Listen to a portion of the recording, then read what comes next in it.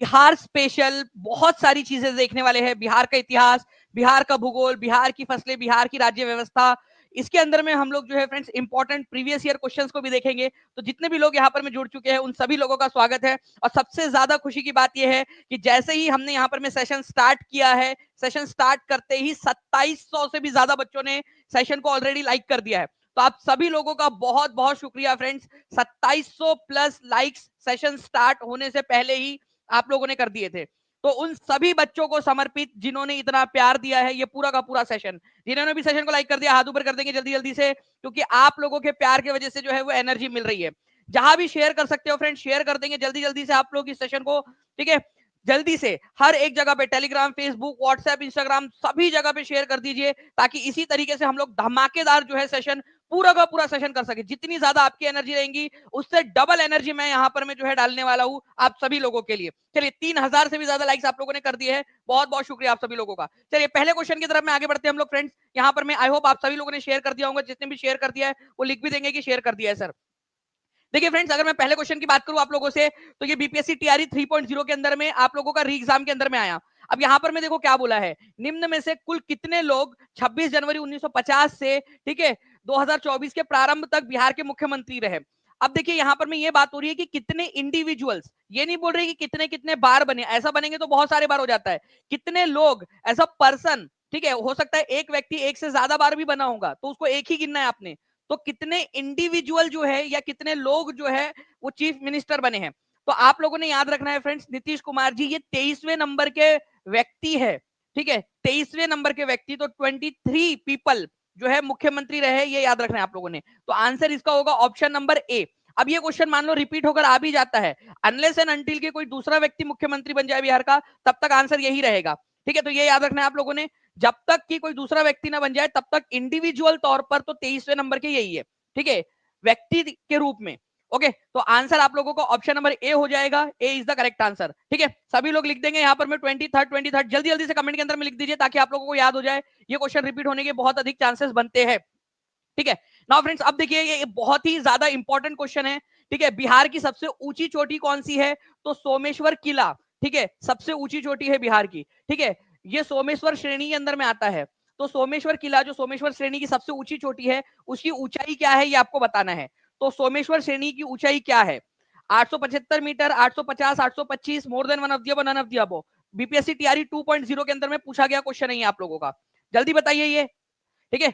ये पश्चिमी चंपारण के अंदर में आप लोगों को मिलेगा, ये भी याद रखना है। बिहार और झारखंड के बंटवारे के पहले कौन सा बिहार का सबसे ऊंची श्रेणी हुआ करती थी, ये क्वेश्चन बन सकता है। सिंपल सा क्वेश्चन है, झारखंड के अलग होने से पहले बिहार की सबसे ऊंची चोटी कौन सी थी। अगर ये क्वेश्चन पूछ लिया जाए आप लोगों से तो वो आप लोगों का हो जाएगा क्या, आप लोग वो बताइए मुझे, ठीक है।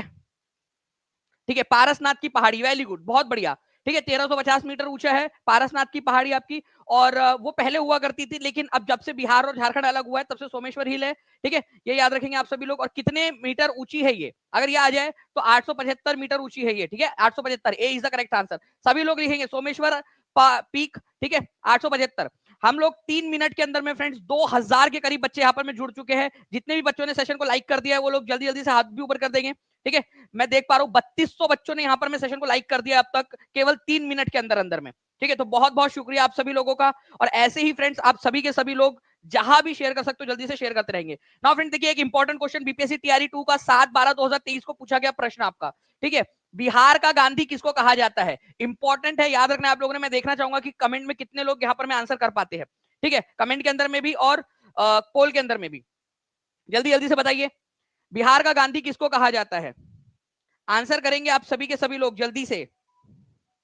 बिहार का गांधी, तो अगर हम लोग बात करेंगे फ्रेंड्स बिहार के गांधी के रूप में, तो राजेंद्र प्रसाद, लाल बहादुर शास्त्री, अब्दुल खान, अब्दुल गफ्फार खान किसको कहा जाता है। तो यहां पर में मैक्सिमम लोग जो है अभी तक का जो हमारे पास में डेटा आया है, ठीक है, केवल 30 सेकंड के अंदर में 1700 के करीब जो लोग हैं उन्होंने पोल के अंदर में पार्टिसिपेट कर लिया है, ठीक है, और कंटिन्यूअसली करते भी जा रहे हैं, ठीक है। तो मैं आपको बता दूं फ्रेंड्स कि अब तक का जो डेटा आया है उसके अंदर में 57% जो लोग हैं उन्होंने सी आंसर लगाया है, 35% लोगों ने ए आंसर लगाया है और 8% लोगों ने आंसर लगाया है बी, ठीक है। फिर 1% लोग डी जिन्होंने आंसर लगाया। मैं आपको बता दूं फ्रेंड्स कि 57% जो लोगों ने आंसर लगाया है ना यहाँ पर, मैं खान अब्दुल गफ्फार खान, इनको सीमांत गांधी कहा जाता है, सीमांत गांधी, ठीक है, सीमांत, ठीक है, सीमांत गांधी इनको कहा जाएगा। ओके, सीमांत गांधी या फ्रंटियर गांधी। बात यहां पर में हो रही है कि बिहार का गांधी किसको कहा जाता है, तो ये राजेंद्र प्रसाद को कहा जाता है। ये आप लोगों ने याद रखना था। आंसर इसका होगा ऑप्शन नंबर ए। ठीक है, अब याद हो गया, जल्दी से बता देंगे आप सभी के सभी। अब याद हो गया आप लोगों को, याद रखेंगे आप लोग।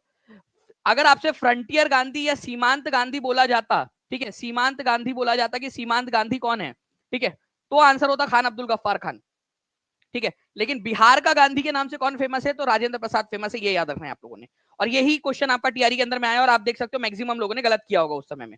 अब सही करोगे आप सभी लोग, लिख दीजिए कमेंट के अंदर में। ठीक है, चलो नाउ फ्रेंड्स, ये एक इंपॉर्टेंट पॉइंट है आप लोगों का। ठीक है, राजेंद्र प्रसाद जो है हमारे भारत के पहले राष्ट्रपति भी बने थे। ये भी याद रखना है आप लोगों ने। मैक्सिमम लोगों को पता होना भी चाहिए वैसे, लेकिन कुछ लोग ऐसे होते हैं जिन लोगों को पता भी नहीं होता है। ठीक है, डॉक्टर राजेंद्र प्रसाद भारत के पहले राष्ट्रपति भी है। नाउ फ्रेंड्स, अब देखिए एक क्वेश्चन आप लोगों का, बिहार के किस जिले में रेशमी वस्त्र का उत्पादन सर्वाधिक होता है, बताइए। सर्वाधिक रेशमी वस्त्र का उत्पादन कहां पर में होता है। बहुत बढ़िया फ्रेंड्स, 2500 के पास हम लोग यहाँ पर में पहुंच गए बच्चे। यहाँ पर में कॉन्करेंट व्यूअर्स कंटिन्यूअसली बच्चे जुड़ते भी जा रहे हैं हमारे साथ में। एक बार दबा के जहां भी शेयर कर सकते हो सभी बच्चे शेयर कर देंगे। जो चाहते हैं बच्चे की एनर्जी ऐसी बनी रहे और इससे ज्यादा आपको क्वेश्चन कराया जाए, हर एक बच्चा जल्दी जल्दी से शेयर कर देगा। ठीक है, तो रेशमी वस्त्र का, ठीक है, उत्पादन सबसे ज्यादा कहां पर में होता है, तो भागलपुर के अंदर में होता है। ये याद रखना है आप लोगों ने। डायरेक्ट क्वेश्चन बनेगा आप लोगों का, कहां पर में होता है, भागलपुर के अंदर में होता है। और भागलपुर जो है फ्रेंड्स, आप लोगों को याद रखना है कि अपने टसर सिल्क के लिए बहुत ज्यादा फेमस है। ठीक है, टसर सिल्क, तो टसर सिल्क पाया जाता है। कौन सा वाला रेशम पाया जाता है, टसर। ठीक है, ये याद रखना है आप लोगों ने, टसर रेशम। ठीक है, टसर रेशम कहां पाया जाता है, तो ये याद रखेंगे आप लोग, भागलपुर के अंदर में। या भागलपुर में कौन से प्रकार का रेशम पाया जाता है, तो टसर प्रकार का जो रेशम है वो पाया जाता है। ये भी लिख दो एक बार कमेंट में। ठीक है, लिख दीजिए टसर, लिख दीजिए टसर प्रकार का रेशम रेशम जो है वहां पर में पाया जाता है। इसके अलावा जो है फ्रेंड्स, आपको बता दूं कि स्टेट आप लोगों का सिल्क, ठीक है, इंस्टीट्यूट कहां पर में है, स्टेट सिल्क इंस्टीट्यूट। ये क्वेश्चन बन सकता है, state silk institute, silk institute. ठीक है, राज्य रेशम, ठीक है, राज्य रेशम आपका जो है यहाँ पर में विद्यालय। ठीक है, तो कहां पर में आप लोगों का पड़ेगा, तो राज्य रेशम संस्थान या राज्य रेशम विद्यालय, ये कहां पर में पड़ेगा आपका, तो भागलपुर के अंदर में पड़ेगा। ये याद रखना है आप लोगों ने। इसके अलावा राज्य जो कृषि विश्वविद्यालय आपका, ये भी आप लोगों का भागलपुर के अंदर में, ये याद रखेंगे आप लोग, कृषि विश्वविद्यालय भागलपुर। ठीक है, नाउ बिहार के किस जिले की साक्षरता दर सबसे कम है, सबसे कम साक्षरता। देखिए फ्रेंड्स, ये मैंने आप लोगों को पेड क्लास के अंदर में पूरा पढ़ाया। जितने भी बच्चे हैं, ठीक है, टीआरई 4.0 की ओल्ड बैच न्यू बैच दोनों के अंदर में होंगे। जो पुराने बच्चे थे उनको हमने न्यू बैच कॉम्प्लीमेंट्री रूप से फ्री भी दी है। ठीक है, उन लोगों को दिया है। कल रात में हम लोगों ने नेशनल मूवमेंट भी पढ़ रहे थे हम लोग। मैंने आपको पूरे का पूरा सेंसस पढ़ाया है, सबसे कम सबसे ज्यादा, हर एक चीज बार बार बार बार बार बार रिवाइज करवा करवा के। इवन सबसे ज्यादा पुरुष साक्षरता कहा है, सबसे कम पुरुष साक्षरता कहा है, सबसे ज्यादा महिला साक्षरता कहा है, सब कुछ आपको बताया है मैंने। ठीक है, तो आप लोगों ने याद रखना है फ्रेंड्स की पूर्णिया जो है यहाँ पर में सबसे कम साक्षरता है। ठीक है, और सबसे कम पुरुष साक्षरता भी यहीं पर है। सबसे कम पुरुष साक्षरता भी पूर्णिया के अंदर में ही मिलेंगे आपको। तो आंसर इसका ऑप्शन नंबर बी हो जाएगा। प्लीज इस पर्टिकुलर पॉइंट को याद रखिएगा आप सभी लोग। ठीक है, एग्जाम के अंदर में पूछा जा सकता है आप लोगों से। ठीक है, चलिए अगर मैं आप लोगों से पूछूं कि बिहार की साक्षरता दर कितनी है, बिहार की, तो आप लोगों का आंसर क्या होगा, जल्दी से बताएंगे आप सभी लोग। बिहार की साक्षरता दर कितनी है आप लोगों ने बताना है। ठीक है, 2011 की सेंसस के अनुसार बिहार की साक्षरता दर कितनी है। वेरी गुड फ्रेंड्स, बहुत बढ़िया। आप लोग जो है कंटिन्यूअसली आंसर्स करते जा रहे हैं यहाँ पर में। ठीक है, तो बिहार की साक्षरता दर, ठीक है, आप लोग आंसर कर रहे हैं 61.80। ठीक है, ये बिहार की पूरी हो गई। बट अब बात आती है यहाँ पर में कि भाई इसके अंदर में महिला और पुरुष में भी तो डिवाइड होता है। ठीक है, मेल की कितनी है और फीमेल की कितनी है, ये भी क्वेश्चन आंसर कर सकते हो आप लोग। जल्दी जल्दी से कमेंट के अंदर में आंसर करते जाएंगे हर एक बच्चा, फास्ट, जल्दी से। देखिए अगर 61.8 की बात करेंगे तो ये पूरे बिहार का हो जाता है ओवरऑल। अगर पुरुषों की बात करेंगे तो 71.2, ठीक है, 71.2% है पुरुषों की। और महिलाओं की बात करूं अगर मैं यहाँ पर में, तो महिलाओं की होती है 51.5, ठीक है, परसेंट। ये दोनों ही क्वेश्चन आ चुके हैं एग्जाम के अंदर में आप लोगों के अलग अलग प्रकार से।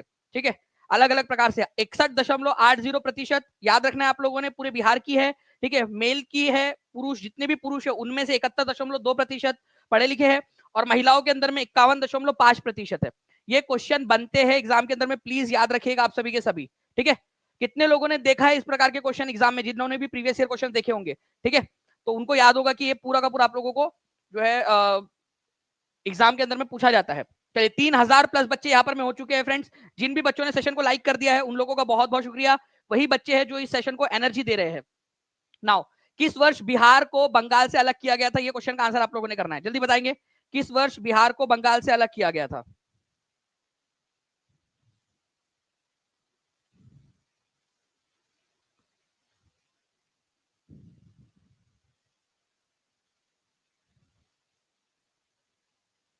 चलिए बहुत बढ़िया फ्रेंड्स, आप लोगों का जो है आंसर यहाँ पर में आना स्टार्ट हो गया है। तो किस वर्ष बिहार को बंगाल से अलग किया गया था, ये क्वेश्चन पूछा जा रहा है आप लोगों से।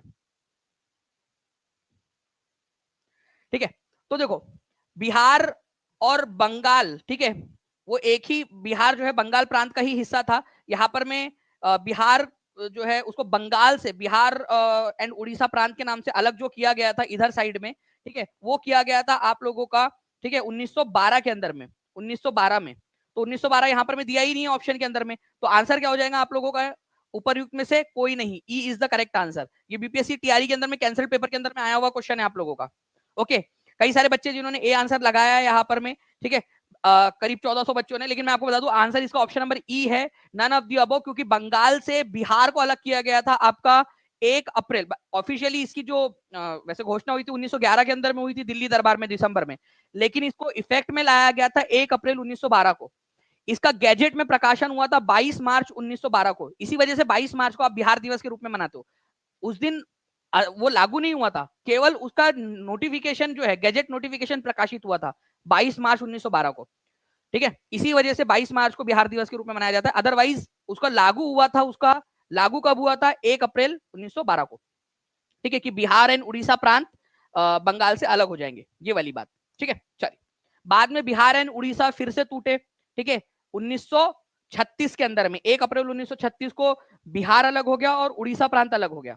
ठीक है, और फिर बाद में बिहार एंड झारखंड अलग हुए। अब मुझे ये बताओ आप लोग कमेंट करके कि बिहार और झारखंड कौन से तारीख को अलग हुए थे, जल्दी से। ठीक है, देखते कितने लोग आंसर कर पाते हैं। बिहार एंड झारखंड कौन से तारीख को अलग हुए थे, ये बताना है आप लोगों ने। नाउ फ्रेंड्स, अब ये देखिए एक क्वेश्चन आपका 68वीं बीपीएससी का है। ठीक है, क्वेश्चन इंपॉर्टेंट है। बिहार में बहने वाली पवित्र नदी फाल्गु नदी, ठीक है, फाल्गु नदी इंपॉर्टेंट है आपकी। ओके, आपको बताना है फ्रेंड्स कि ये फाल्गु नदी जो है किन नदियों के संगम से बनती है। मोहाना और लीलाजन, लीलाजन और सोन नदी, सोन और मोहाना नदी। देखिए फाल्गु नदी इतनी बड़ी भी नदी नहीं है जितना यहाँ पर मैं बोल रहा सोन नदी। सोन नदी बड़ी नदी है, अगर वो सोन नदी लेकर आएंगी, ठीक है, मैं ये उसके इंपॉर्टेंस के हिसाब से नहीं बोल रहा, मैं पानी के हिसाब से बोल रहा हूँ। ठीक है, तो फाल्गु नदी में इतना पानी नहीं है, सोन नदी बहुत पानी के हिसाब से बड़ी वाली नदी है आप लोगों की, तो सोन से मिलकर तो फाल्गु नदी बनी नहीं सकती। ठीक है, सोन नदी से, तो सोन नदी जो मध्य प्रदेश से निकलती है, ठीक है, गंगा की सहायक नदी है सोन नदी, तो वो बड़ी नदी, अगर वो फाल्गु नदी बनेंगी उससे मिलकर तो फिर तो भाई बहुत ज्यादा पानी हो जाएगा उसमें, है ना। तो मोहाना और लीलाजल नदी, ये याद रखना है आप लोगों ने, ये दोनों नदियों से मिलकर बनती है। और ये क्वेश्चन बार बार रिपीट होकर पूछा भी जा रहा है आप लोगों से, 68वीं बीपीएससी का क्वेश्चन है। तो मोहाना और लीलाजल नदियों से मिलकर फाल्गु नदी बनती है। निरंजना नदी भी कहा जाता है इसको, ये याद रखना है आप लोगों ने। ठीक है, निरंजना, निरंजना नदी। ठीक है, तो ये भी आप लोग याद रख सकते हो, इंपॉर्टेंट है। 15 नवंबर सन 2000 को अलग हुआ था। 15 नवंबर सन 2000 ही क्यों चुना गया, 15 नवंबर ही क्यों चुना गया था, ये भी बता देंगे आप मुझे। ठीक है, कमेंट करके बताइए कि झारखंड को अलग करने के लिए 15 नवंबर ही क्यों चुना गया, ये भी देखते कितने लोगों का यहाँ पर में दिमाग चल रहा है। नाउ अब देखिए फ्रेंड, निम्नलिखित में से कौन सी नदी बिहार से होकर नहीं बहती है। ठीक है, कौन सी नदी है जो बिहार से होकर नहीं बहती, ये भी क्वेश्चन पूछ लिया आप लोगों से, जल्दी बताएंगे। और एक बार जहां भी शेयर कर सकते हो शेयर जरूर कर दीजिए। ठीक है, टेलीग्राम, फेसबुक, व्हाट्सएप, इंस्टाग्राम, जहां भी शेयर कर सकते हो शेयर कर देंगे, क्योंकि इंपॉर्टेंट टॉपिक है आप लोगों के लिए। सारे इंपॉर्टेंट क्वेश्चन यहाँ पर मैं करवा रहा हूँ मैं।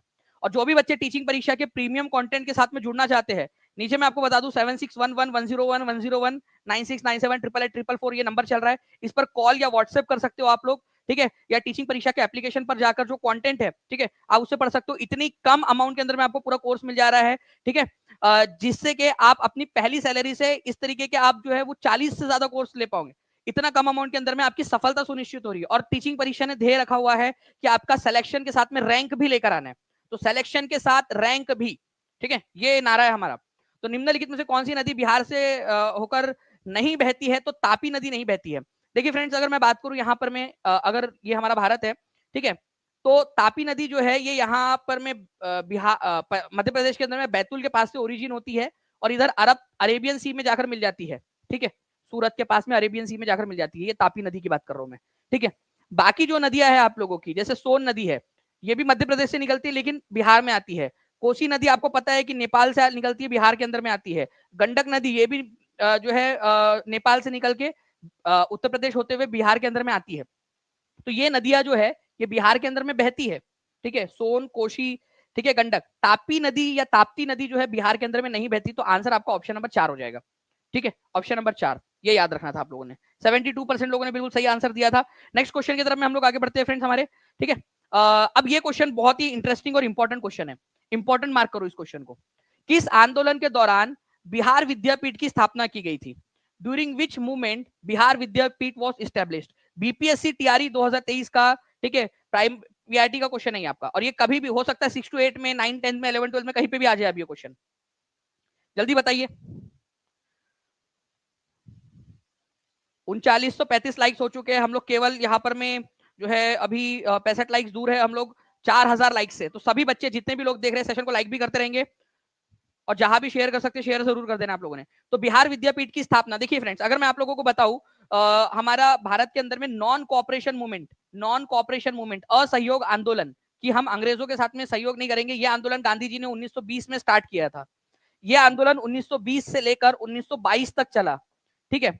उसी बीच गांधी जी ने, ठीक है, जो सदाकत आश्रम था मौलाना मजहरुल हक का, वहां पर में बिहार विद्यापीठ की जो है वो इनॉग्रेशन किया था, ठीक है, वहां पर में नींव रखी थी। ये 6 फरवरी 1921 को किया था उन्होंने इनॉग्रेशन। एक एग्जाम हुई थी आप लोगों की, उसके अंदर में गलती से 1922 वहां पर में क्वेश्चन में आ गया था, बट एक्चुअली में 1921 है। मैं आपको प्रूफ के साथ में भी दिखा भी दूंगा। तो 6 फरवरी 6 फरवरी 1921 को गांधी जी, कस्तूरबा गांधी, ठीक है, इन लोगों ने और भी लोग थे वहां पर में जिन्होंने मिलकर जो है क्या किया था, यहाँ पर में इनॉग्रेशन किया था। मेनली गांधी जी को आप लोग यहाँ पर में याद रखते हो। तो आंसर जो है बिहार विद्यापीठ की स्थापना नॉन कॉपरेशन मूवमेंट के दौरान हुई थी, क्योंकि नॉन कॉपरेशन मूवमेंट 1920 से 1922 के बीच में चल रहा था, ठीक है, असहयोग आंदोलन। ओके, चलिए, तो ये पॉइंट प्लीज याद रखना है आप सभी लोगों ने, एग्जाम के अंदर में पूछे जाने की प्रबल संभावना आप लोगों की बन जाती है, ठीक है। चलिए, बिहार विद्यापीठ जब बनी थी तो उसके पहले चांसलर कौन थे?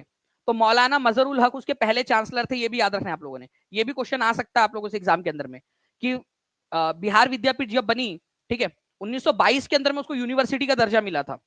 अदरवाइज वो बनी थी एक कॉलेज के रूप में बिहार विद्यापीठ। तो बिहार विद्यापीठ 1922 में वो बनी थी, आपकी बेसिकली यूनिवर्सिटी के रूप में काम करना स्टार्ट किया था, लेकिन इसकी नींव रखी गई थी 1921 के अंदर में, 6 फरवरी 1921 को, और उसके पहले चांसलर थे मौलाना मजहरुल हक। ये भी क्वेश्चन बन सकता है आप लोगों से एग्जाम के अंदर में, ठीक है। चलिए,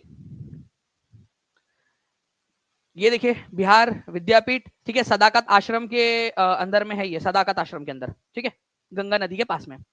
नाउ अब देखिए ये क्वेश्चन था आप लोगों का, इस क्वेश्चन के अंदर में एक एरर है। आप लोग बताओगे कि क्या एरर है इस क्वेश्चन में? क्वेश्चन में जब पूछा गया था उसी के अंदर में एरर था, एक ही नारा एक ही नाम, टीचिंग परीक्षा इस बार करेंगे बीपीएससी के सिलेक्शन साथ काम तमाम। चलो, अर्नव ठाकुर जी, क्या नारा दिया है आपने, बहुत बढ़िया, ठीक है।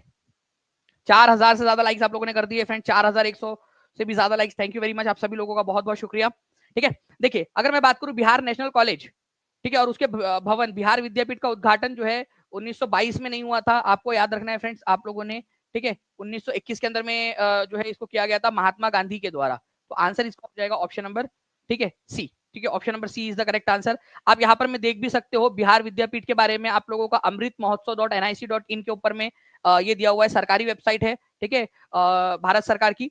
तो बिहार विद्यापीठ जो है पटना डिस्ट्रिक्ट के अंदर में आप लोगों का, और यहाँ पर मैं आप देख भी सकते हो इसको कि 6 फरवरी 1921 को Bihar Vidyapeeth was inaugurated by Gandhi ji along with Kasturba Gandhi and Mohammad Ali. ये मोहम्मद अली जिन्ना नहीं है, ये मोहम्मद अली और शौकत अली दो भाई थे, उनमें से ये मोहम्मद अली जो थे उन्होंने उद्घाटन किया था। तो कस्तूरबा गांधी गांधी जी की पत्नी, ठीक है, गांधी जी खुद और मोहम्मद अली, इन्होंने इनॉग्रेशन किया था। मौलाना मजहरुल हक जो है इसके पहले चांसलर बने थे, ये भी याद रखना है आप लोगों ने, ठीक है। आप देख सकते हो कि डायरेक्टली आप लोगों का आजादी का अमृत महोत्सव जो वेबसाइट है भारत सरकार की, वहां से मैं आपको प्रूफ के रूप में दिखा रहा हूँ इसको, ठीक है। चलिए, नेक्स्ट क्वेश्चन की तरफ में आगे बढ़ते हैं हम लोग। यहाँ पर मैं आपको बताना है which when was the Patna women's college founded? Patna महिला कॉलेज की स्थापना कब की गई थी? चलिए, तो आप लोगों का आंसर जो है फ्रेंड्स, पटना महिला महाविद्यालय जो है इसकी स्थापना 1940 के अंदर में की गई थी, ये याद रखना है आप लोगों ने, ठीक है। Option number B is the correct answer. ये एक इंपॉर्टेंट पॉइंट है, आप लोगों से पूछे जाने की प्रबल संभावना बनती है। पटना महिला महाविद्यालय या पटना वुमेन्स कॉलेज 1940 के अंदर में इसकी स्थापना हुई थी। इंपॉर्टेंट है, आप लोगों का याद रखेंगे आप सभी लोग। ओके, बिहार यूथ लीग का गठन कब किया गया था, ये भी एक इंपॉर्टेंट क्वेश्चन आप लोगों का बनता है। बिहार यूथ लीग, ठीक है, और किसने किया था ये भी बता दीजिएगा आप लोग, ठीक है। ये क्वेश्चन आप लोगों का एग्जाम के अंदर में आया है और मुझे बहुत खुशी है कि टीचिंग परीक्षा ने इस एग्जाम में आने के पहले ही आप लोगों को टीआरई 1 में भी इसको पढ़ाया था, टीआरई 2 में, टीआरई 3 में, ठीक है, और टीआरई 4 के अंदर भी बच्चों को हमने पढ़ाया है। तो ये एग्जाम के अंदर में जब आया ना क्वेश्चन तो बड़ी खुशी हुई थी, बच्चों ने देखा कि एज इट इज क्वेश्चन आया है करके।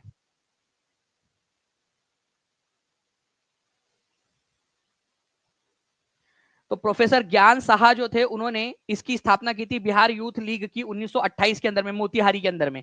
पूरा डिटेल के अंदर में हमने इसको पढ़ा है पेड क्लास के अंदर में, और आगे में भी पढ़ेंगे। तो जितने भी बच्चे जो जुड़ना चाहते हैं टीचिंग परीक्षा के साथ में, नीचे में नंबर चल रहा है उस पर कॉल या व्हाट्सएप करके आप लोग जुड़ सकते हो फ्रेंड्स, या टीचिंग परीक्षा के एप्लीकेशन पर चले जाइए, नीचे में एक लिंक दी गई है, उससे भी आप लोग जा सकते हो। आगे बढ़ते अभी हम लोग यहाँ पर में असहयोग आंदोलन के दौरान बिहार में कृषकों का नेतृत्व किसने किया, ये आपको बताना है, ठीक है। जल्दी जल्दी से बता दीजिए आप सभी के सभी। 3968 बच्चे यहाँ पर में जुड़ चुके हैं। एक बार हर एक बच्चा अगर एक एक जगह पे शेयर कर देगा, आप 4000 क्रॉस हो चुके हैं, ठीक है। एक एक बच्चा हर एक जगह पे शेयर कर देगा तो बहुत जल्दी हम लोग 4-5 मिनट के अंदर में ही 5000 क्रॉस कर जाएंगे। क्या टारगेट रख सकते हैं हम लोग, ठीक है, जितने भी लोग हैं, क्या सभी लोग यहाँ पर में टारगेट रख सकते हैं? एक एक बार हाथ ऊपर करके बता दीजिए। हर एक बच्चा एक एक जगह पे शेयर कर देगा अपनी अपनी जिम्मेदारी समझ के, ठीक है। चलिए, तो देखिए फ्रेंड्स, असहयोग आंदोलन कब से कब तक हुआ था, अभी मैंने आपको बताया ईयर 1920 से लेकर 1922 तक हुआ था, ठीक है। 1920 से लेकर 1922 के बीच में, ठीक है। उस समय में बिहार के अंदर में, ठीक है, आप लोगों को यह बताना है कि कृषकों का नेतृत्व किसने किया था। स्वामी विद्यानंद, राजकुमार शुक्ला, श्री कृष्ण सिंह, ठीक है, जेबी सेन, किसने किया था? ये क्वेश्चन आप लोगों से पूछा जा सकता है। तो स्वामी विद्यानंद जी ने किया था, ये याद रखना है आप लोगों ने। ये क्वेश्चन बहुत ही फेमस क्वेश्चन है, एग्जाम के अंदर में पूछा जा सकता है आप लोगों से, ठीक है। तो स्वामी विद्यानंद जी जो है उन्होंने किया था, ये याद रखेंगे आप सभी लोग। ओके, 1920 के अंदर में स्पेशली दरभंगा के किसानों को उन्होंने इकट्ठा किया था, ठीक है। तो बिहार में भी, ठीक है, दरभंगा के जो किसान थे, दरभंगा के जो किसान थे उनको उन्होंने इकट्ठा किया था, ठीक है, किसानों को, और एक आंदोलन स्टार्ट किया था। तो असहयोग आंदोलन के दौरान कृषकों का नेतृत्व स्वामी विद्यानंद जी ने किया था। बाद में जो है राजकुमार शुक्ला जो है वो तो पहले थे, आपको पता है कि उन्होंने क्या किया था, गांधी जी को बुलाया था चंपारण आंदोलन के दौरान। और श्री कृष्ण सिंह जो है उन्होंने भी किसानों के लिए आवाज उठाई थी, लेकिन बाद में। ये बात हो रही है असहयोग आंदोलन के दौरान की। तो असहयोग आंदोलन के दौरान, ठीक है, स्वामी विद्यानंद जी, ठीक है, इंपॉर्टेंट है, एग्जाम के अंदर में पूछा जा सकता है आप लोगों से। चलिए, नेक्स्ट क्वेश्चन की तरफ में हम लोग आगे बढ़ते हैं फ्रेंड्स। यहाँ पर मैं आप लोगों का विक्रमशिला विश्वविद्यालय किनके द्वारा स्थापित किया गया था? 31वीं बीपीएससी के अंदर में और 68वीं बीपीएससी के अंदर में आया हुआ क्वेश्चन है आप लोगों का। देखिए, विक्रमशिला विश्वविद्यालय अगर हम लोग बात करेंगे आप लोगों की कि किसने स्थापित की, ठीक है, तो आपको यह समझना पड़ेगा कि कहाँ स्थापित की है, ठीक है, और क्यों स्थापित की थी ये भी समझ लीजिए आप लोग। एक्चुअली में जिसने स्थापित की है ना, ठीक है, धर्मपाल जी ने, ठीक है, धर्मपाल, इनका एक जो है शिक्षा से लगाव था।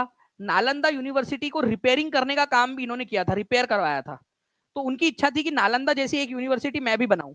तो नालंदा यूनिवर्सिटी वैसे बनाई गई थी कुमारा गुप्त के द्वारा, कुमारा गुप्त, जो गुप्त वंश का शासक था ना, कुमार गुप्त वन, उसके द्वारा बनाई गई थी नालंदा यूनिवर्सिटी। बट इसकी रिपेयरिंग करवाई थी धर्मपाल ने, ठीक है। तो उनकी इच्छा थी कि मैं भी बनाऊं ऐसी एक यूनिवर्सिटी, तो उन्होंने विक्रमशिला यूनिवर्सिटी बनाई थी। विक्रमशिला यूनिवर्सिटी कौन से जिले के अंदर में, ये जल्दी से बताएंगे मुझे आप लोग सभी लोग, ठीक है, कौन से जिले में? वेरी गुड, बहुत बढ़िया, ठीक है। तो विक्रमशिला यूनिवर्सिटी जो है ये भागलपुर के अंदर में, भागलपुर में, ठीक है। और नालंदा यूनिवर्सिटी नालंदा डिस्ट्रिक्ट के अंदर में, सिंपल। ओके, तो ये चीजें आपको याद रखनी है। बाकी जो है फ्रेंड्स, आप लोगों को ये भी पूछा जा सकता है कि नालंदा यूनिवर्सिटी की रिपेयरिंग किसने कराई? तो धर्मपाल ने कराई थी, ठीक है, पाल वंश का राजा था धर्मपाल। नालंदा यूनिवर्सिटी बनाई किसने थी? कुमार गुप्त वन ने बनाई थी, गुप्ता वंश का शासक था। विक्रमशिला यूनिवर्सिटी किसने बनाई थी? धर्मपाल ने। कहा बनाई थी? भागलपुर में। अब विक्रमशिला यूनिवर्सिटी हो जाए, नालंदा यूनिवर्सिटी हो जाए, उदंतपुरी मठ था, ठीक है, बुद्धिस्ट मठ, उदंतपुरी मठ, इसको तोड़ा किसने था? ये भी क्वेश्चन पूछा जा सकता है। तो उनको तोड़ने का जो काम था वो किया था, ठीक है, बख्तियार खिलजी ने, ठीक है। तो उदंतपुरी मठ और बाकी विक्रमशिला यूनिवर्सिटी, नालंदा यूनिवर्सिटी को तोड़कर उनको जलाने का काम किया था बख्तियार खिलजी ने, ये याद रखेंगे आप सभी के सब। ओके, चलिए आप सभी लोग देखिए, मैं यहाँ पर मैं पढ़ा रहा हूँ, मैं ऐसा अपेक्षा कर रहा हूँ आप लोगों से कि आप लोग जितने भी लोग हैं लाइक एंड शेयर आप लोग करते रह रहे होंगे, और जिन्होंने भी चैनल को सब्सक्राइब नहीं किया चैनल को सब्सक्राइब जरूर कर लेंगे हर एक बच्चा, ठीक है, ताकि जब मैं आप लोगों को नेक्स्ट वीडियो जब भी आप लोगों के लिए लेकर आऊँ और बहुत सारी चीजें जो इन्फॉर्मेशन है, ठीक है, सारी चीजें तो आप लोगों को तुरंत प्रभाव से वो मिलती रहे। चलिए नाउ फ्रेंड्स, नेक्स्ट क्वेश्चन की तरफ मैं आगे बढ़ने से पहले आप लोगों को थोड़ा सा ग्लिम्स दिखाना चाहूंगा। ये है विक्रमशिला यूनिवर्सिटी का एक टॉप व्यू, ठीक है। नालंदा विश्वविद्यालय के संस्थापक कौन थे, ये जल्दी से बता देंगे आप सभी के सभी, जल्दी से बताइए नालंदा विश्वविद्यालय के संस्थापक कौन थे। तो नालंदा विश्वविद्यालय के संस्थापक की अगर हम लोग बात करेंगे फ्रेंड्स, तो वो हो जाते हैं आपके कुमार गुप्त वन। कौन से वंश के थे ये, गुप्ता वंश के थे, ये याद रखना है आप लोगों ने, कुमार गुप्त वन गुप्ता वंश के, इन्होंने नालंदा विश्वविद्यालय की स्थापना की थी। इंपॉर्टेंट पॉइंट एग्जाम के अंदर में पूछ सकते हैं आप लोगों से, ठीक है। चलिए नेक्स्ट क्वेश्चन की तरफ में आगे बढ़ने से पहले आप देख सकते हो फ्रेंड्स, नालंदा इस प्रकार से टॉप व्यू नालंदा का कुछ इस प्रकार से दिखता है आप लोगों का, ठीक है। नाउ अब देखिए फ्रेंड्स, एक बहुत ही इंटरेस्टिंग क्वेश्चन, आपको पता है मैथिली भाषा एक इंपॉर्टेंट भाषा है बिहार की, ठीक है। किसके शासनकाल के दौरान में मैथिली भाषा का जो है वो विकास हुआ, ये क्वेश्चन पूछा जा रहा है आप लोगों से। मैथिली भाषा का विकास इनमें से कौन सा वंश था जिसके समय काल के अंदर में हुआ है।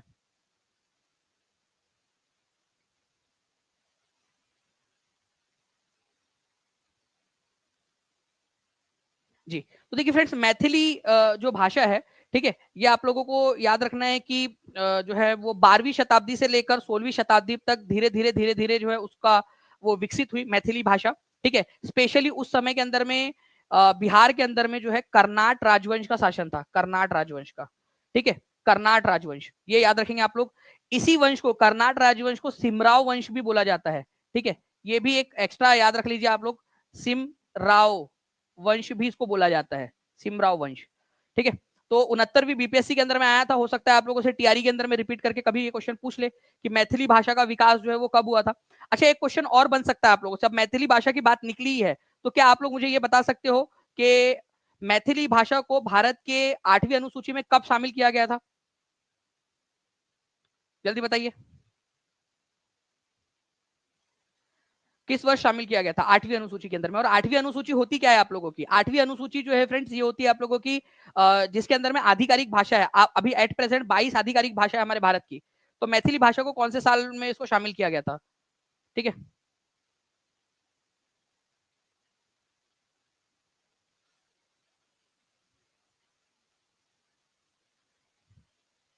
जी, तो देखिए आप लोगों को ये याद रखना है कि मैथिली भाषा जो है इसको 92nd कॉन्स्टिट्यूशनल अमेंडमेंट एक्ट 2003 के जरिए, ठीक है, इसको संविधान के अंदर में शामिल किया गया था, ठीक है, संविधान के 8वीं अनुसूची में शामिल किया गया था।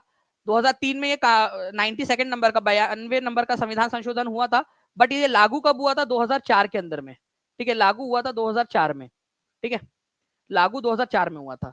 तो कौन से संविधान संशोधन के तहत मैथिली भाषा को संवैधानिक भाषा का दर्जा दिया गया था, तो 92, ठीक है, संविधान संशोधन 92 कॉन्स्टिट्यूशनल अमेंडमेंट एक्ट के तहत, ठीक है, 2003 में हुआ था, बट ये संविधान संशोधन लागू हुआ था 2004 के अंदर में।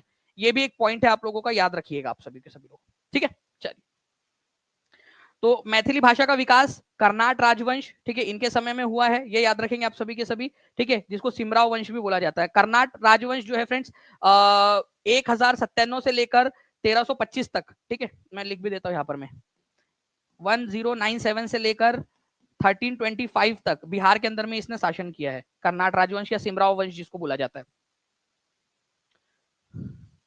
नाउ बराबर की पहाड़ियां निम्नलिखित में से बिहार के किस शहर के सबसे निकट है।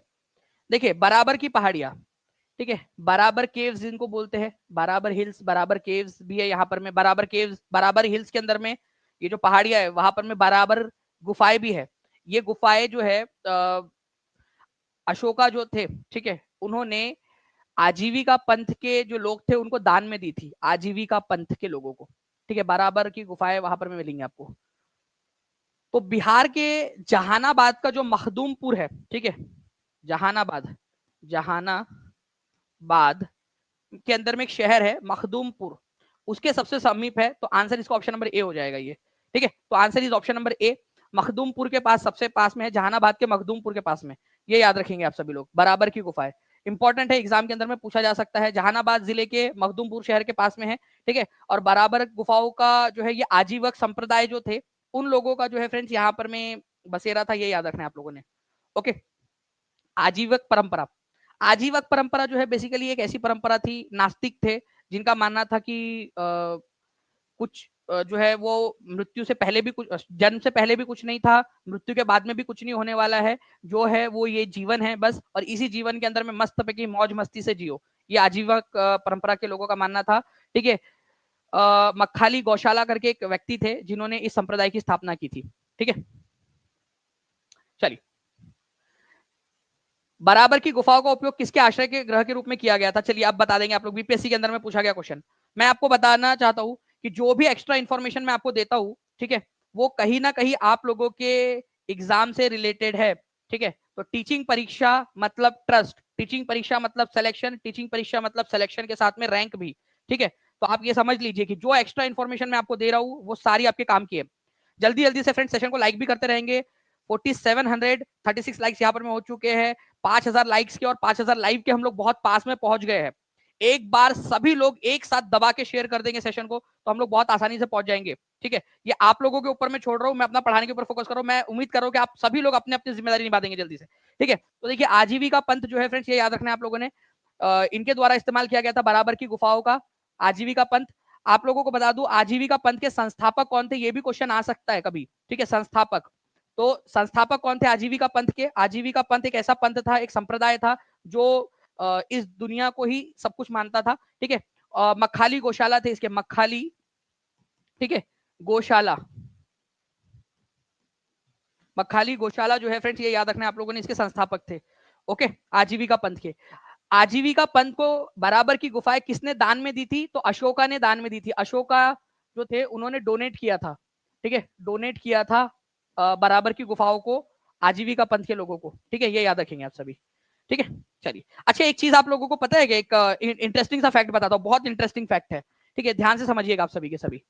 आपको पता है मौर्य वंश की स्थापना किसने की थी? मौर्य, मौर्य वंश जो है उसकी स्थापना की थी चंद्रगुप्त मौर्य ने। ठीक है, चंद्रगुप्त मौर्य। ठीक है, चंद्रगुप्त मौर्य। उसके बाद में उसका बेटा आया जिसका नाम था बिंदुसार, बिंदुसार। ठीक है, उसके बाद में इसका बेटा आया, ठीक है, अशोका, अशोका। ओके, अब क्या आप लोगों को पता है कि जो चंद्रगुप्त मौर्य है ये इन्होंने जैन धर्म अपना लिया था, जैन धर्म। ये बिंदुसार जो है ये आजीविका पंथ को अपना लिया था। आजीविका जो अभी मैंने आपको बताया ना, आजीविका पंथ, वैसे आजीविका पंथ अभी भारत से खत्म हो गया पूरा का पूरा। ठीक है, और अशोका जो है उन्होंने बुद्धिज्म अपना लिया था। ठीक है, बुद्धिज्म। तो आप देखिए यहाँ पर में 3 पीढ़ियां और तीनों ने अलग अलग संप्रदाय को अपनाया। आप देखिए तीन तीन पीढ़ियां। ठीक है, चंद्रगुप्त मौर्य, उसका बेटा बिंदुसार और उसका पोता, चंद्रगुप्त का पोता और बिंदुसार का बेटा, तीनों ने अलग अलग धर्म अपनाया, अलग अलग संप्रदाय को अपनाया। ठीक है, तो आप देखिए भारत कितना सहिष्णु और सहनशील देश रहा है। बिहार के किस जिले में गेहूं का उत्पादन सर्वाधिक होता है? जल्दी बताएंगे आप सभी के सभी। बिहार का कौन सा जिला है जहां पर में सबसे ज्यादा गेहूं का उत्पादन होता है? मैं आपको बता दूं ये वही जिला है जहां पर में चावल या धान का भी सबसे ज्यादा उत्पादन होता है। ठीक है, तो गेहूं का उत्पादन करने वाला, सबसे ज्यादा उत्पादन करने वाला जो है जिला बिहार के अंदर में है रोहतास। ये याद रखना है आप लोगों ने, इंपॉर्टेंट पॉइंट है, एग्जाम के अंदर में पूछे जाने की बहुत प्रबल संभावना बनती है। ठीक है, सभी लोग जल्दी जल्दी से आंसर करते रहेंगे। यहाँ पर में 4962 लाइक्स हो चुके हैं, 4965 हो चुके हैं, केवल 35 लाइक्स दूर है हम लोग 5000 से। सभी लोग सेशन को लाइक भी कर देंगे और शेयर कर देंगे जल्दी जल्दी से। ठीक है, रोहतास इज द आंसर। ठीक है, याद रखना है आप लोगों ने। धान के अंदर में भी अगर मैं बात करूं आप लोगों से, मेजर क्रॉप बिहार की, तो रोहतास आएगा आप लोगों का। गेहूं के अंदर में भी रोहतास आएगा, ये याद रखना है आप लोगों ने। ठीक है, ये एक एक करके मैं आप लोगों को जो है फ्रेंड सारे के सारे ही याद करवा दूंगा। तो टीचिंग परीक्षा के, और ये आप लोगों को ऑलरेडी टीचिंग परीक्षा के इमेज सेक्शन में प्रोवाइड करवा दिया गया है, एचडी मैप्स के साथ में, बिहार के टीआरई 4.0 की पेड बैच के साथ में। तो मैं आपको सारे का सारा क्वेश्चन के साथ में याद भी करवाता चलूंगा आप लोगों को। ठीक है, चलिए, अब देखिए आप लोगों से एक और क्वेश्चन बना था। ठीक है, टीआरई 3 के अंदर में बना था ये question, in which district of Bihar paddy crop production is maximum? Paddy का मतलब क्या होता है फ्रेंड्स? धान। धान से बनता है चावल, धान जो होती है ना, फिर उसको निकाला जाता है, उसके ऊपर की कवरिंग निकाली जाती है तो चावल बनता है। तो चावल जो है आप लोगों को ये भी बताना है। ठीक है, चावल का उत्पादन सबसे ज्यादा या धान का उत्पादन सबसे ज्यादा बिहार के कौन से डिस्ट्रिक्ट के अंदर में होता है? और ये भी एग्जाम में आया हुआ क्वेश्चन है, दोनों के दोनों एग्जाम में आए हुए क्वेश्चन है, और दोनों क्वेश्चन टीचिंग परीक्षा के एप्लीकेशन पर उपलब्ध है विथ एक्सप्लेनेशन। ठीक है। तो टीआरई 4.0 की बैच में उपलब्ध है, जितने भी बच्चे जुड़ना चाहते हैं वो जल्दी से जुड़कर, ठीक है, कर सकते हैं। आप लोगों के लिए 60%, ठीक है, टीचिंग परीक्षा फाउंडेशन मंथ चल रहा है आपका, 60% ऑफ के साथ में आप लोग जो है आज इसके साथ में जुड़कर अपने सपने पूरे कर सकते हो। ओके, तो रोहतास जो है फ्रेंड्स, ये याद रखना है आप लोगों ने, रोहतास, ठीक है। आंसर इसका ऑप्शन नंबर बी हो जाएगा। बिहार में रोहतास के अंदर में धान का सबसे अधिक उत्पादन होता है, ठीक है। और इसको आजकल जो है बिहार का चावल का कटोरा या धान का कटोरा भी कहा जाने लगा है। बिहार के किस जिले में सबसे अधिक सोने का भंडार है? जो आप लोगों का इकोनॉमिक सर्वे हुआ था उसके अनुसार है ये, ठीक है। डेटा चेंज हुआ है, वो याद रखना है आप लोगों ने। ओके,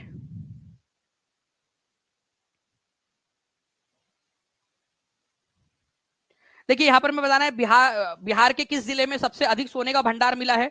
तो सोने का सबसे अधिक भंडार कहां पर में मिला है? भारत का सबसे अधिक भंडार भी है और बिहार का भी सबसे अधिक भंडार है। तो बिहार के अंदर में जमुई के अंदर में सबसे अधिक सोने का भंडार मिला है, ये याद रखेंगे आप सभी लोग, ठीक है। जमुई जिले के अंदर में अभी लेटेस्ट न्यूज है आप लोगों की, आप लोग देख भी सकते हो यहाँ पर में। ये देखिए आप लोगों का कई सारे जो बड़े बड़े न्यूज थे उन्होंने भी इसको कवर किया था।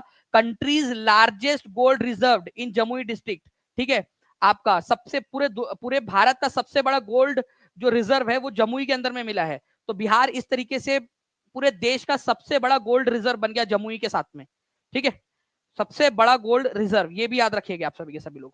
ओके, चलिए नाउ आप देख सकते हो फ्रेंड्स कि बिहार जो है वो पूरे देश का 44% गोल्ड बिहार के पास में, दूसरे नंबर पे फिर राजस्थान आता है, फिर कर्नाटक आता है, ठीक है। चलिए नाउ फ्रेंड नेक्स्ट क्वेश्चन की तरफ मैं आगे बढ़ने से पहले मैं आपको बता दूं कि मिनिस्ट्री ऑफ माइंस की वेबसाइट से भी मैंने इसको कंफर्म किया आप लोगों को। आप देख सकते हो कि जो इंडिया है, ठीक है, उसके अंदर में गोल्ड रिजर्व के अंदर में सबसे ज्यादा बिहार में कितना परसेंट है? तो 44% है। देखिए आप, ये मिनिस्ट्री ऑफ माइंस ने PIB जो .gov.in के ऊपर में जो अपना डेटा रिलीज किया है वो आप देख सकते हो, ठीक है। तो ये गवर्नमेंट की जो वेबसाइट है उनसे मैं ऑथेंटिकेट करके पढ़ा रहा हूँ आप लोगों को, ठीक है। चलिए चलिए, पायराइट का अग्रणी उत्पादक प्रदेश कौन सा है? पायराइट का ये बताना है आप लोगों ने। पायराइट का कौन सा है ये बता दीजिए जल्दी जल्दी से। लेटेस्ट डेटा के अनुसार पढ़ाई करनी है आप लोगों ने। ओके, तो पायराइट का जो है फ्रेंड्स सबसे ज्यादा, ठीक है, पूरे भारत के अंदर में अगर आप लोग बात करेंगे कि बिहार जो है वो पायराइट का 95% जो है पायराइट रिसोर्स बिहार के अंदर में है, ठीक है। ये याद रखेंगे आप लोग। पायराइट जो है फ्रेंड्स इसको फूल्स गोल्ड भी कहा जाता है, पायराइट को फूल्स गोल्ड, ठीक है। यहां पर में मूर्खों का सोना भी इसको कहा जाता है, ठीक है। FeS2 इसका फॉर्मूला है, ठीक है, फेरस। तो पायराइट जो है फ्रेंड्स इसमें से आप लोगों का बेसिकली लोहा निकलता है पायराइट में से, तो फूल्स गोल्ड इसको बोलते हैं आप लोग। ओके, केमिकल फॉर्मूला है FeS2। और मूर्खों का सोना इसको कहा जाता है। पायराइट 95% पायराइट जो है आप लोगों को बिहार के अंदर में ही मिलेगा। तो ये एक चीज याद रखिएगा आप सभी के सभी लोग, ठीक है। पायराइट के प्रोडक्शन के अंदर में सबसे आगे बिहार है, ठीक है। तो यही क्वेश्चन आप लोगों से पूछा गया था एग्जाम के अंदर में, डायरेक्टली कि कौन सा है। तो भाई डायरेक्टली अकेला एकमात्र मतलब एक छत्र राज है इसका। ओके, चलिए तो बिहार। देखिए आप लोगों का मरचा या मिर्चा या मेरचा धान, ठीक है, मिर्चा धान या मिर्चा चावल जो है वो न्यूज में रहता है। आप लोगों को बताना है कि ये मिर्चा चावल कौन से वाले जो है इलाके से बिलोंग करता है, क्योंकि उसको थोड़े समय पहले GI टैग मिला था, इसी वजह से इंपॉर्टेंट है ये, ठीक है। जितने भी बच्चे देख रहे हैं जल्दी जल्दी से, 5000 लाइक्स कंप्लीट हो चुके हैं, बिल्कुल सही था जी, ठीक है। तो आप सभी लोग भी सेशन को लाइक एंड शेयर जरूर करते रहेंगे फ्रेंड्स, जितने भी लोग देख रहे हैं।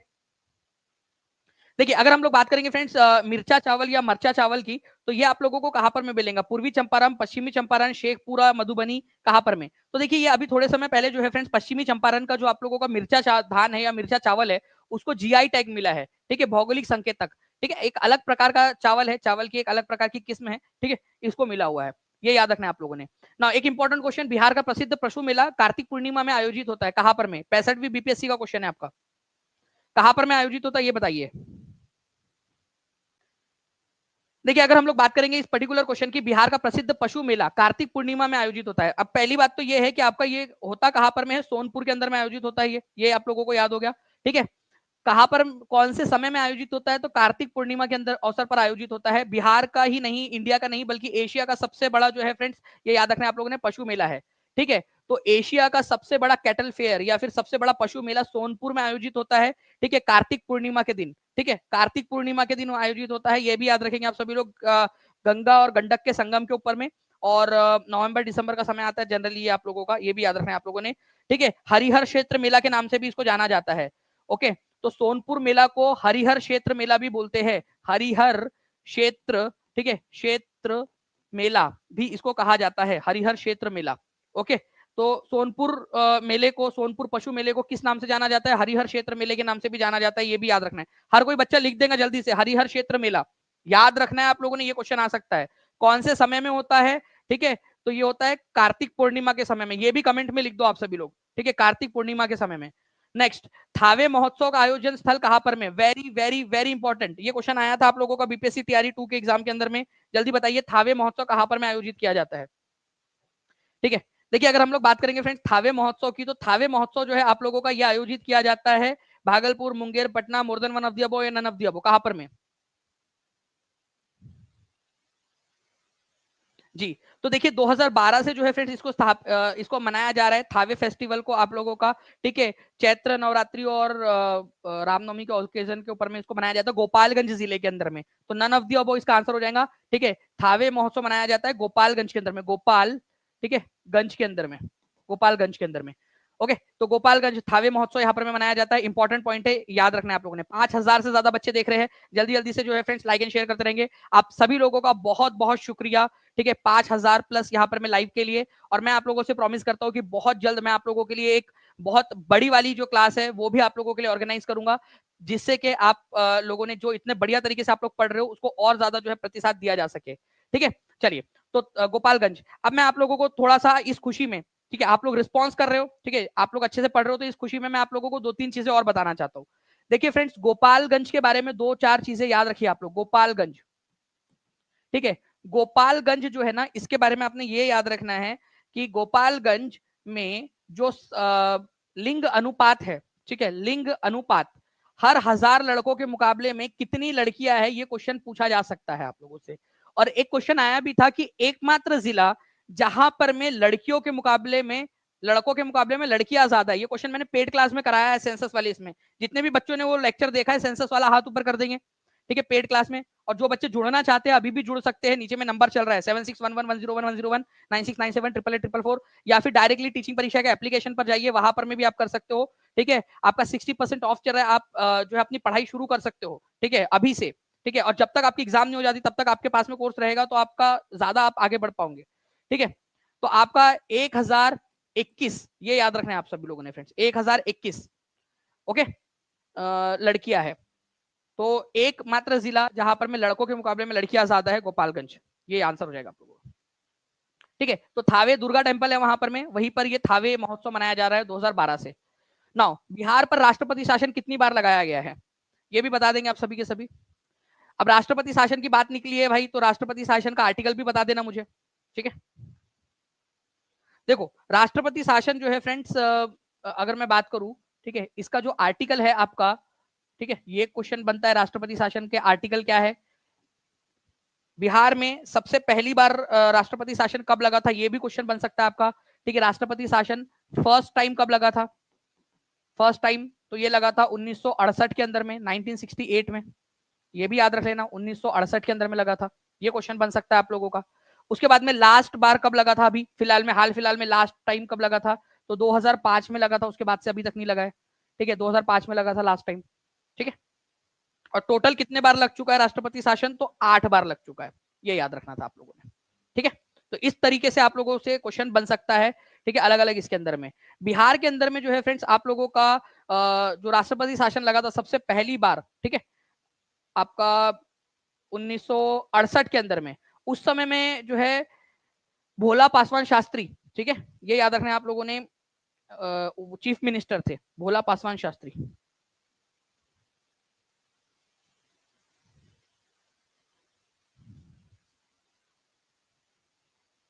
ठीक है। 1968 से लेकर 1969 तक चला था वो, 1968 में लगा था ना। अब जो है फ्रेंड्स आप लोगों को मैंने एक सवाल और पूछा था कि राष्ट्रपति शासन का आर्टिकल क्या है, तो आर्टिकल है 356, 356, आर्टिकल नंबर 356, ये भी क्वेश्चन बन सकता है, ठीक है। राष्ट्रपति शासन लगाने के लिए कौन सा आर्टिकल होता है? तो आर्टिकल नंबर 356, ठीक है, 356, ये याद रखिएगा आप सभी के सभी लोग, ओके। चलिए, भोला पासवान शास्त्री के बारे में एक और चीज है आप लोगों की, ठीक है। आप लोगों से ये क्वेश्चन एग्जाम के अंदर में, कोई एग्जाम थी उसके अंदर में आया था, बिहार के पहले पिछड़ी जाति के मुख्यमंत्री कौन बने थे, इस तरीके से क्वेश्चन आया था आप लोगों का, ठीक है। तो भोला पासवान शास्त्री जो है फ्रेंड्स, ये याद रखना है आप लोगों ने। ओके, चलिए नाउ नेक्स्ट क्वेश्चन की तरफ में आगे बढ़ते हैं। बिहार में पंचायत निकायों में महिलाओं को 50% आरक्षण किस वर्ष प्रदान किया गया था? ऐसा ही एक क्वेश्चन जो है फ्रेंड्स केबीसी के अंदर में भी आया था कि पहला राज्य कौन सा बना था, तो पहला राज्य बन गया था बिहार, जिसने पंचायतों के अंदर में महिलाओं को 50% आरक्षण दिया था। तो ये वाली बात जो हुई थी वो हुई थी 2006 के अंदर में। तो आंसर आपका ऑप्शन नंबर बी हो जाएगा, ठीक है। केवल 38% लोगों ने सही आंसर दिया है, ठीक है, 38% लोगों ने लगभग लगभग। तो answer is option number B, 2006 में महिलाओं को 50% आरक्षण देने वाला देश का पहला राज्य बन गया था, पंचायतों में आरक्षण देने वाला 2006 में, सारे लेवल पे पंचायत में, ठीक है, चाहे वो ग्राम पंचायत, आपकी पंचायत हो, ग्राम पंचायत हो, पंचायत समिति हो, चाहे जिला परिषद हो, सब में 50% आरक्षण महिलाओं को, ठीक है, 2006 में। और ये क्वेश्चन केबीसी में भी आया था कि कौन सा राज्य बना था पहला राज्य, तो इसको भी याद रखना है आप सभी लोगों ने, ठीक है। चलिए अब नेक्स्ट क्वेश्चन की तरफ में आगे बढ़ते हैं फ्रेंड्स। बिहार राज्य में कितनी राज्यसभा सीटें हैं? चलिए ये बताइए आप लोग। 5650 लाइक्स हो चुके हैं फ्रेंड्स, 5200 के करीब बच्चे देख रहे हैं। जल्दी जल्दी से सेशन को लाइक एंड शेयर करते रहेंगे सभी लोग, और जिन लोगों ने चैनल को सब्सक्राइब नहीं किया, चैनल को सब्सक्राइब जरूर कर लेंगे। साथ ही साथ आपको बता दूं कि टीचिंग परीक्षा के पेड कोर्स के अंदर में आप लोगों को बहुत सारी चीजें मिल रही है। आपको पेड कोर्स तो मिल ही रहा है, साथ ही साथ एनसीईआरटी आपको पूरी की पूरी मिल रही है, दोनों एनसीईआरटी, हिंदी इंग्लिश दोनों में। एससीईआरटी आपको मिल रही है, NCERT do you know series, जो कि हम बहुत जल्द उसको अलग करने वाले, क्योंकि बहुत ज्यादा कॉस्टिंग आ रही है। लेकिन जो बच्चे ले चुके होंगे उनके पास में रहेगा, उनसे अलग से चार्ज नहीं किया जाएगा। लेकिन जो बाद में लेंगे बच्चे, उनको एनसीईआरटी डू यू नो अलग से खरीदना पड़ेगा फिर। तो आप जल्दी से जल्दी लेकर अपना जो है दोनों कोर्स आपको एक ही प्राइस के अंदर में मिल जाएंगे, ठीक है, एनसीईआरटी डू यू नो। इसके अलावा जो है फ्रेंड्स आपको बीपी बिहार के डिफरेंट एग्जाम्स में पूछे गए प्रश्न, ठीक है, वो वन लाइनर और उसके ऊपर में टेस्ट, वो भी दी जा रही है, वो भी एक अलग कोर्स बनने वाला है जल्दी ही, ठीक है। तो आप जितने भी बच्चे ले चुके हैं उनके पास में रहेगा ही वो, हमेशा उनसे नहीं लिया जाएगा, ठीक है। और जो अभी ले लेंगे उनको भी मिल जाएगा वो, लेकिन जो बाद में लेने वाले हैं उनको शायद से अलग से परचेस करना पड़े फिर उसको। तो जितना जल्दी हो सके आप लोग जो है ले सकते हैं, ताकि ऐसा ना हो कि आप लोग बाद में लेने जाओ और तब तक जो है वो फिर आपको एक्स्ट्रा चार्ज पड़ जाए उसमें। चलिए, तो बिहार के अंदर में अगर हम बात करेंगे फ्रेंड्स, तो लोकसभा और राज्यसभा, ठीक है, लोकसभा के अंदर में जो है 40 सीटें हैं, राज्यसभा के अंदर में 16 सीटें हैं बिहार से, ठीक है। अब मैं आपको बता दूं कि लोकसभा के अंदर में एससी और एसटी के अंदर में कितना रिजर्वेशन है, ये भी क्वेश्चन बनता है, ठीक है, आप लोगों का। तो एससी और एसटी के अंदर में कितना रिजर्वेशन है बिहार के अंदर में, मतलब लोकसभा में, लोकसभा के अंदर में एससी को कितनी सीटें रिजर्व है और एसटी को कितनी सीटें रिजर्व है, ये बताना है आप लोगों ने, ठीक है। बिहार राज्य के अंदर में राज्यसभा से कितनी सीटें जाती है, तो 16 सीटें जाती है, ये याद रखेंगे आप लोग, इंपॉर्टेंट है, ठीक है। बिहार की पॉलिटी जब हम पढ़ेंगे पेड क्लास के अंदर में भी और बाकी जगह पे भी, तो मैं उसको पूरा डिटेल में आपको बताऊंगा कि कैसे कैसे हुआ। हम शुरुआत करेंगे बिल्कुल आपके एकदम स्टार्टिंग से, ठीक है, कि जब जो है बिहार एंड उड़ीसा प्रांत हुआ करता था अंग्रेजों के समय में, तब कितना विधान परिषद जो होती थी उसमें कितना था। फिर बाद में विधानसभा विधान परिषद दो द्विसदनीय बन गया वो। फिर जब बिहार और झारखंड एक हुआ करता था तो कितने जिले थे, कितनी सीटें थी, ठीक है, जब अलग हुए तो कितनी सीटें अलग हुई, कितनी सीटें कम हुई, ज्यादा हुई, सब कुछ हम लोग देखेंगे बिहार की राज्य व्यवस्था के अंदर में, ठीक है। चलिए, तो ये चीज आप लोगों ने याद रखना है, इसको पर्टिकुलर पॉइंट को। नेक्स्ट क्वेश्चन की तरफ में आगे बढ़ते हैं हम लोग हमारे, ठीक है। विधान परिषद, बिहार विधान परिषद की क्षमता कितनी है?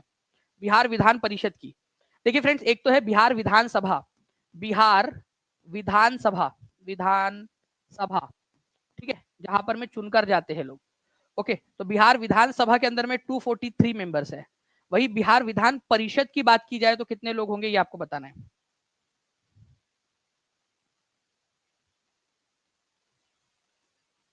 जी, तो बिहार विधान परिषद के अंदर में 75 मेंबर्स है, 75 सीट्स है उसमें, ओके। देखो, कोई भी विधान परिषद में मैक्सिमम कितनी सीट हो सकती है, विधान परिषद में, विधान परिषद में मैक्सिमम सीट्स कितनी हो सकती है, इसका एक फॉर्मूला है। कोई बता सकता है मुझे कितनी हो सकती है मैक्सिमम सीट विधान परिषद के अंदर में? ये एक्स्ट्रा पॉइंट बता रहा हूं मैं आपको, extra point for extra marks, ठीक है, टीचिंग परीक्षा के साथ मैक्सिमम, ये कंसेप्ट हाई लेवल कंसेप्ट है आपका, ठीक है। तो विधान परिषद के अंदर में विधानसभा का 1/3 से अधिक नहीं हो सकती, मैक्सिमम हो सकती है 1/3, 1/3, ठीक है। तो बिहार के अंदर में अगर मैं बात करूं आप लोगों से, तो विधान परिषद में मैक्सिमम कितनी हो सकती थी? अभी तो 75 है, लेकिन कितनी हो सकती थी? 243, इंटू 1/3, ठीक है। इसको आप काट दोगे यहां से तो ये कितने बार कट जाएगा आप लोगों का, ठीक है, 8 बार कट जाएगा, 8 बार और 1 बार, तो 81 हो सकती है मैक्सिमम, लेकिन ठीक है 81 हो सकती है, बट अभी फिलहाल में कितनी है 75 है, ठीक है, मैक्सिमम 81 हो सकती है लेकिन है 75। ये इसका फॉर्मूला है, सिंपल सा फॉर्मूला है कि भाई मैक्सिमम कितनी हो सकती है, तो 1/3 से ज्यादा नहीं हो सकती, उसके विधानसभा जितनी है उसके 1/3 से ज्यादा नहीं हो सकती। बाकी कम रखना है तो 40 से कम नहीं हो सकती, ये भी एक है उसका, 40 से कम नहीं रख सकते आप, ठीक है, मिनिमम 40 है, विधान परिषद की मिनिमम कितनी होनी चाहिए, मिनिमम 40 तो होनी ही चाहिए, मैक्सिमम का फॉर्मूला है, मिनिमम का डायरेक्ट नंबर है, ठीक है।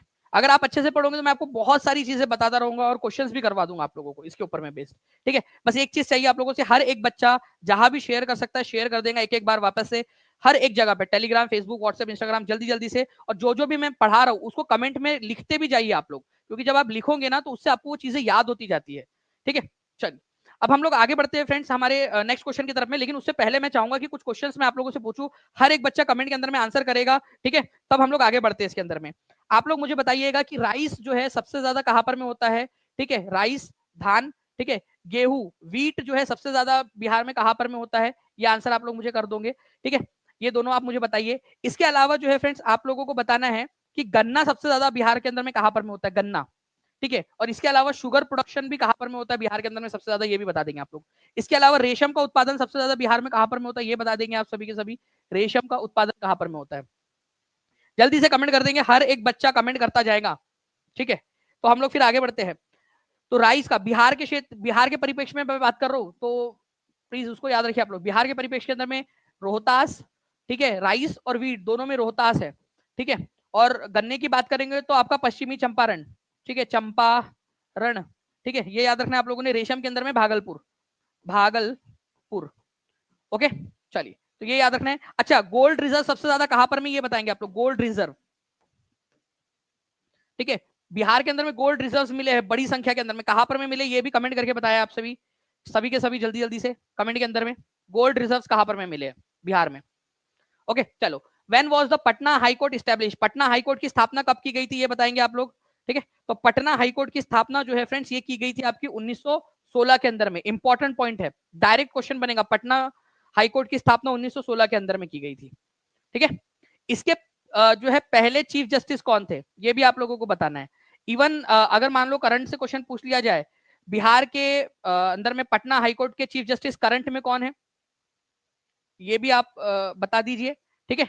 और इसके साथ साथ आप लोग मुझे ये भी बता दोगे, ठीक है, आप बता दोगे कि पहले हाईकोर्ट पहले जज कौन थे इसके पहले, ठीक है।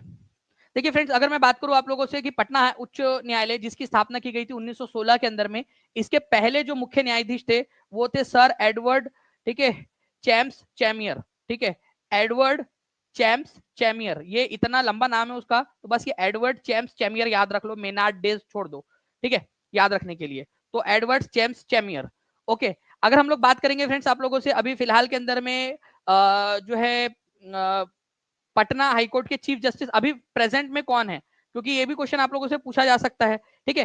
तो 44वें नंबर के चीफ जस्टिस है, ठीक है, करंट के अंदर में पटना हाईकोर्ट के, पटना हाईकोर्ट के 44th नंबर के जो चीफ जस्टिस है, चीफ जस्टिस वो है विनोद चंद्रन, विनोद चंद्रन, ठीक है, विनोद चंद्रन जी है, 44वें नंबर के है, ये भी याद रखना है आप लोगों ने, ओके, विनोद चंद्रन जी इंपॉर्टेंट है, एग्जाम के अंदर में पूछा जा सकता है आप लोगों से। पहले नंबर के थे एडवर्ड चैम्स चैमियर, ठीक है, ये दोनों पॉइंट इंपॉर्टेंट है।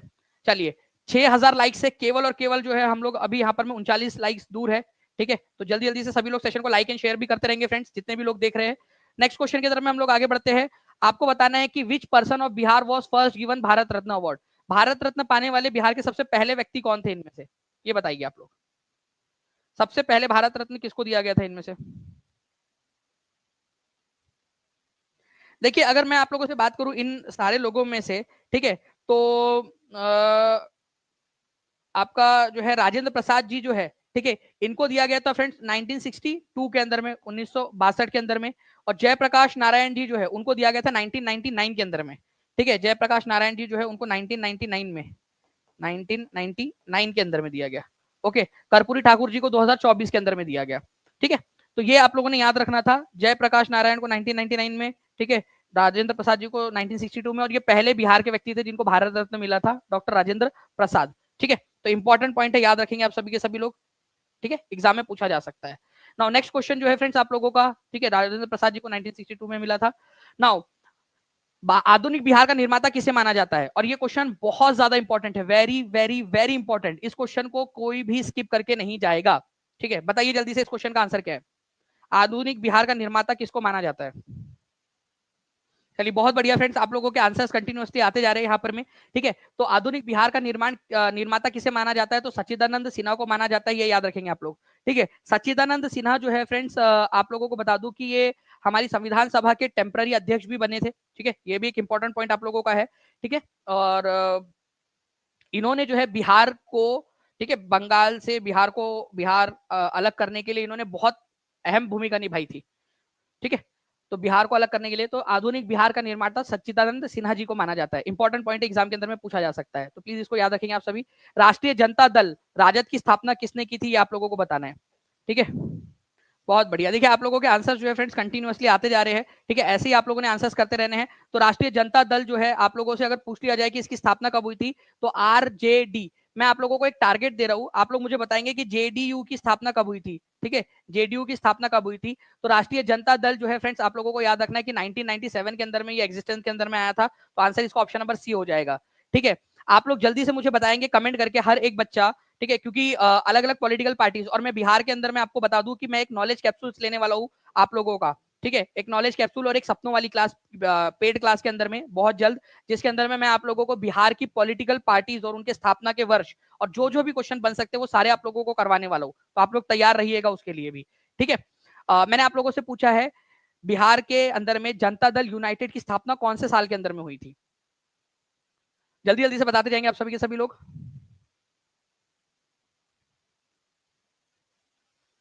जल्दी से बता देना आप लोगों ने। जनता दल यूनाइटेड की स्थापना, जनता दल एक जनता पार्टी थी आप लोगों की, वो एक अलग है। जनता दल यूनाइटेड की स्थापना कौन से साल में हुई थी, ये आप लोगों से पूछा जा रहा है। ठीक है, नाउ आप लोग बताइए, छोटा नागपुर क्षेत्र के मुंडा और संथाल निम्नलिखित में से किस पेड़ की पूजा करते हैं? आया हुआ क्वेश्चन है आप लोगों का। बिल्कुल, कुछ लोग लिख रहे हैं यहाँ पर में, ठीक है, 1977, अलग अलग अलग अलग आंसर्स लिख रहे हैं। लेकिन मैं आप लोगों को बता दूं फ्रेंड्स कि जनता पार्टी और जनता दल दोनों अलग अलग है। जनता दल यूनाइटेड जो है आप लोगों का, जेडीयू, इसकी स्थापना 1999 के अंदर में हुई थी। ठीक है, शरद यादव थे एक, अगर आप लोगों को याद हो, अभी तो उनकी मृत्यु हो गई थोड़े समय पहले, शरद यादव जी की। ठीक है, वो बड़े उनके वो थे इंपॉर्टेंट व्यक्ति। चलिए, तो छोटा नागपुर पठारी क्षेत्र के निवास करने वाले जो मुंडा लोग हैं, संथाल लोग हैं, ठीक है, वो कौन से पेड़ की पूजा करते हैं? तो कदम और महुआ वृक्षों की पूजा करते हैं। ठीक है, कदम और महुआ, तो पूजा करते हैं तो कदम और महुआ। ठीक है, कदम और महुआ, ये याद रखना है आप लोगों ने, कदम और महुआ पेड़ जो है उनकी पूजा करते हैं। तो कदम दिया हुआ है, तो आंसर इसका ऑप्शन नंबर सी हो जाएगा। ठीक है, ये याद रखना है आप सभी लोगों ने, कदम और महुआ वृक्ष की पूजा करते हैं। ठीक है, इंपॉर्टेंट पॉइंट है, एग्जाम के अंदर में आप लोगों से पूछा जा सकता है, कदम और महुआ। ओके, चलो नेक्स्ट क्वेश्चन की तरफ में आगे बढ़ते हैं फ्रेंड्स। असहयोग आंदोलन के दौरान किसने बिहार में किसानों की अगुवाई की थी? बीपीएससी टीआरई 2.0 में, और मैंने आप लोगों को आज की क्लास के अंदर में भी करवाया ये क्वेश्चन। तो देखते कितने लोग इस पर्टिकुलर क्वेश्चन का आंसर जो है यहाँ पर में कर पाते हैं। जल्दी जल्दी से बताइए इसका आंसर क्या होगा। इसके अलावा एक और मैं आपको खतरनाक सा क्वेश्चन देता हूँ, देखते कितने लोग इसका आंसर कर पाते हैं। बढ़िया क्वेश्चन है, बीपीएससी की एग्जाम के अंदर में आया हुआ क्वेश्चन। चलिए, तो इसका आंसर आप लोगों ने कर दिया होगा फ्रेंड्स। असहयोग आंदोलन जो है आपको पता है कि 1920 से लेकर 1922 के दौरान चला था। तो दरभंगा के अंदर में किसानों को एकत्रित करके आंदोलन चलाने का नेतृत्व करने का श्रेय दिया जाता है स्वामी विद्यानंद जी को। इंपॉर्टेंट पॉइंट है, लिख लीजिए आप सभी के सभी लोग। ठीक है, चलिए नाउ फ्रेंड नेक्स्ट क्वेश्चन। इस क्वेश्चन का आंसर आप लोग सभी लोग लिखेंगे, हर कोई बच्चा। सभी को मैं चैलेंज करता हूं कि आप मुझे इस क्वेश्चन का आंसर करके बताइए। हर कोई बच्चा इस पर्टिकुलर क्वेश्चन का आंसर करके बताएगा जी। तो देखिए फ्रेंड्स, आप लोगों को अगर मैं बात करूं, भारत की 2011 की जनगणना के अनुसार बिहार राज्य की महिला साक्षरता दर कितनी है? ठीक है, उसके लिए आपको पूरा का पूरा ही मैं यहाँ पर मैं इसको ड्रॉ कर देता हूँ। आपको याद रखना है कि बिहार की जो टोटल साक्षरता है वो है 61.8%। ठीक है, 61.8%। अब आप लोगों को मेल और फीमेल दोनों याद रखना है, मेल की कितनी है और फीमेल की कितनी है। ठीक है, मेल की कितनी, फीमेल की कितनी है। तो मेल की अगर हम लोग बात करेंगे, ठीक है, तो 71.2% है मेल की, और फीमेल की है 51.5%। ठीक है, 51.5%। अब मैंने आपको दोनों बता दिया है यहाँ पर, में इवन तीनों बता दिया है मैंने आप लोगों को। तो आप लोग मुझे अब बताइए कि इसके अनुसार आंसर क्या होगा। कमेंट करेंगे जल्दी जल्दी से आप सभी के सभी लोग, ठीक है, और हर कोई बच्चा कमेंट के अंदर में इसका आंसर भी करेगा। साथ ही साथ मैं आप लोगों को बता दूं फ्रेंड्स कि जितने भी बच्चे टीचिंग परीक्षा के साथ में जुड़ना चाहते हैं, ठीक है, वो सभी के सभी बच्चे, ठीक है, नीचे में जो नंबर चल रहा है आप लोगों का, ठीक है, 761110110969788844, इस नंबर पे कॉल या व्हाट्सएप कर सकते हैं।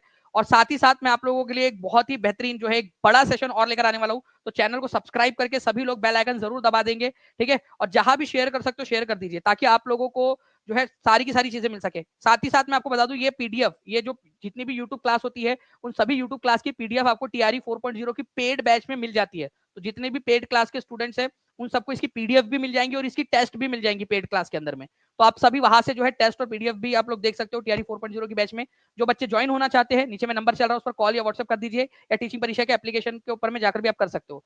साथ ही साथ मैं आपको बताना चाहूंगा फ्रेंड्स, एक और तरीका भी है आप लोगों का